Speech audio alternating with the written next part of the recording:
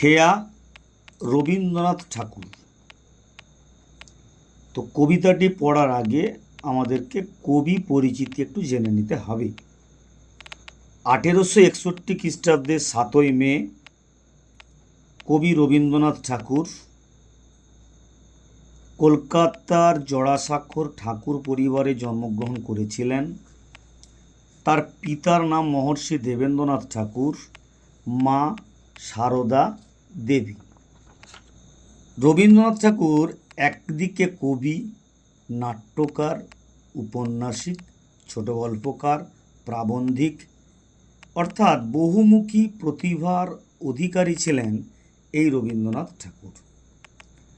রবীন্দ্রনাথ ঠাকুরের বিখ্যাত রচনাবলীগুলির মধ্যে অন্যতম হল তার বিশেষ করে কাব্যগ্রন্থগুলি হল সন্ধ্যা সঙ্গীত, প্রভাত সঙ্গীত, সোনারতরী, চিত্রা, চৈতালি, কণিকা, খনিকা ইত্যাদি।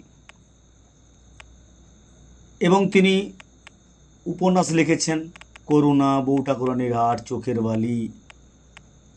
নাটক লিখেছেন রক্তকরবী, ডাকঘর। অর্থাৎ বিখ্যাত কাব্য, নাটক, উপন্যাস, প্রবন্ধ, সাহিত্য, সাহিত্যের পথে, প্রাচীন সাহিত্য, আধুনিক সাহিত্য, লোকসাহিত্য, শিক্ষা, সভ্যতার সংকট। তার বিখ্যাত ছোট গল্প সেই পোস্টমাস্টার, ক্ষুদিত পাষাণ ইত্যাদি। এখন আমাদের আলোচনার মূল কেন্দ্রবিন্দু হলো এই খেয়া কবিতাটি। আসলে খেয়া কবিতাটির উৎস কী? খেয়া কবিতাটির উৎস হল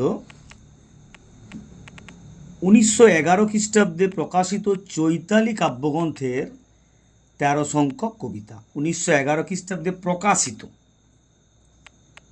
চৈতালি কাব্যগ্রন্থের 13 সংখ্যক কবিতা। কবিতাটি 1896 খ্রিস্টাব্দের 30 মার্চ, কবিতাটি 1896 খ্রিস্টাব্দের 30 মার্চ, 1302 বঙ্গাব্দের 18ই চৈত্র সোমবার সম্ভবত পাতিস্বরে বসে রবীন্দ্রনাথ রচনা করেছিলেন।